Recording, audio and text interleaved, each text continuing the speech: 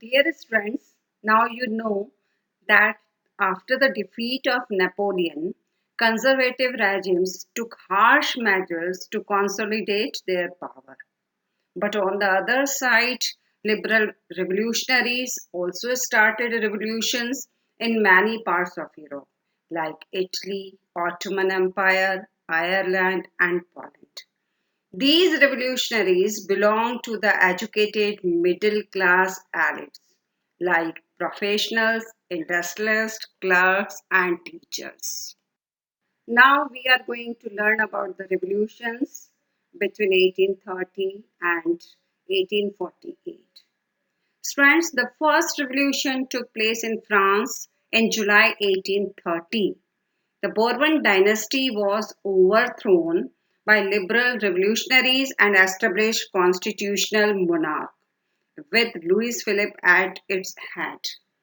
The success of the France in obtaining a constitutional government was a victory of liberalism, and the voice of the people rose everywhere on behalf of freedom and self government, especially in Belgium, Germany, Italy, Poland, and England.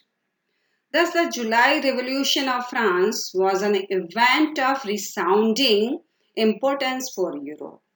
It secured the independence of Belgium, established a constitutional government in France, and helped the cause of parliamentary reforms in England. Therefore, Metternich once remarked, when France sneezes, the rest of Europe catches cold. It means the events which started in France inspired the people of other European countries, and they also started demanding for the same reforms or the same changes in their own country. And beta, the Greek War of Independence, also commonly known as the Greek Revolution was a successful war by the Greeks between 1821 and 1829 against the Ottoman Empire. Okay, it was against the Ottoman Empire because Greece had been part of the Ottoman Empire since the 15th century. The growth of revolutionary nationalism in Europe inspired Greeks also to struggle for their independence from Ottoman Empire. As you know now, this struggle started in 1821. Nationalists in Greece got support from other Greeks living in exile, and they also got support from many West Europeans who had sympathies for ancient Greek culture. You are knowing that Greece was a part of Ottoman Empire that time, and it was a Islamic empire, but Greeks were Christians.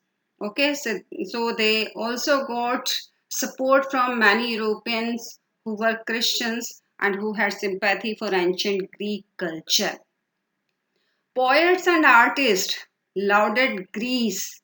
They recognized Greece as the cradle of European civilization. Why? Because they believed that European civilization first developed in Greece, and they mobilized public opinion to support its struggle against a Muslim empire.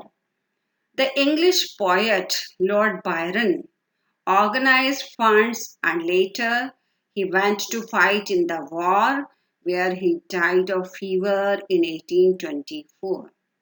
Finally, Greeks got success in getting independence from Ottoman Empire in 1832.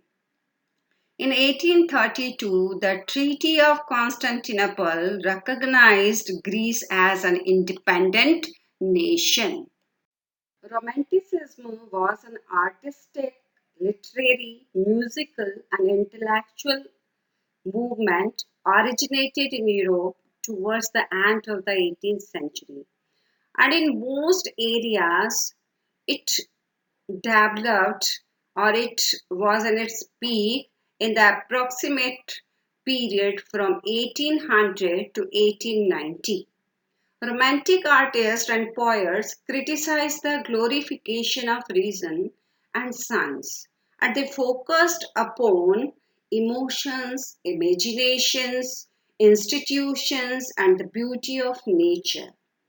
German philosopher John Gottfried Herder claimed that true German culture was to be developed among the common people called Das Volk through folk songs, folk poetry, and folk dances. So, collection and recording these forms of folk culture was essential to develop the nation states. Vernacular language and folklore were used to carry the nationalist masses to the common people who were mostly illiterate. In case of Poland Beta, national feeling were kept alive through music and language. Language also played an important role in the development of the feeling of nationalism. After making a part of Russian Empire, the Polish language was not allowed in a school or in common places or public places. Russian language was imposed everywhere. To oppose this, many members of clergy in Poland started using language as a weapon to resist against the Russian dominance. Polish was used for church gatherings and all religious instructions. As a result, a large number of priests and bishops were imprisoned or sent to Siberia as punishment. So, language also played a great role in developing the sentiments of nationalism. Students, poverty and unemployment were also the causes of many revolts in Europe. Beta, the 1830s were years of great economic hardship in Europe. What were the causes of this hardship? We are going to learn now. In the first half of the 19th century, there was a rapid increase in population. There were more job seekers than employment. People migrated from rural areas to the cities in hope of getting employment and resulted in the overcrowded slums. Small producers faced stiff competition with the machine made goods. As you know, that machine made goods were very cheap. So small producers had problem because hand produced goods were costlier than the machine made goods. Peasants' condition was bad due to the burden of feudal dues and obligations. The prices of food had risen due to the bad harvest. But in 1848, food shortage and widespread unemployment forced the population of Paris to come out on the roads. So, due to this struggle, what happened? Louis Philippe was forced to abdicate and depart in disguise for England. Now, France became a republic, and all male above the age of 21 years got right to vote.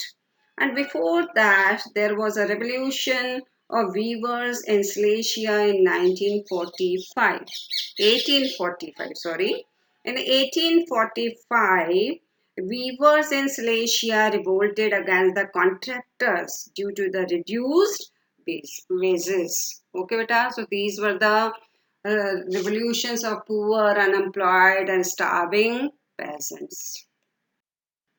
The revolution of the liberals and the Frankfurt Parliament. Now you are going to learn about the revolutions of the liberals and the Frankfurt Parliament. Earlier you studied the revolts of poor, unemployed, and starving peasants.